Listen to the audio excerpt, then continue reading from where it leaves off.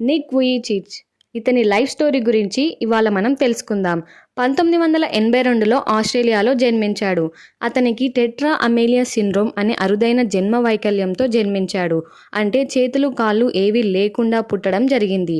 చిన్ననాటి స్కూల్లో బులియింగ్, ఒంటరితనంతో బాధపడ్డాడు. 10 ఏళ్ల వయసులోనే సూసైడ్ చేసుకోవాలి అని అనుకున్నాడు. కానీ తన తల్లి మాటలు అతని మనసును మార్చాయి. 17 ఏళ్ల వయసులో ఒక జానిటర్ ఇచ్చిన స్ఫూర్తితో మొదటిసారి పబ్లిక్ స్పీచ్ ఇచ్చాడు. అప్పటి నుంచి వెనక్కి తిరిగి చూడలేదు. 75కు పైగా దేశాల్లో 3500కి పైగా మోటివేషనల్ స్పీచెస్ ఇచ్చాడు. Life without limits, unstoppable, stand strong వంటి 10కి పైగా పుస్తకాలను రాశాడు. తన సంస్థ లైఫ్ వితౌట్ లిమ్స్ ద్వారా వేలాది మందికి మానసిక మరియు ఆధ్యాత్మిక సహాయం చేస్తున్నాడు.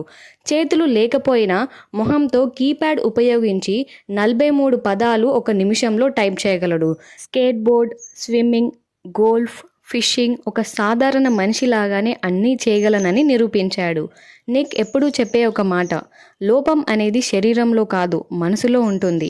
ఆ లోపాన్ని బలంగా మార్చుకున్న వాళ్ళే జీవితంలో గెలుస్తారు. ఇలాంటి మరిన్ని వీడియోస్ కోసం సబ్స్క్రైబ్ చేసుకోండి.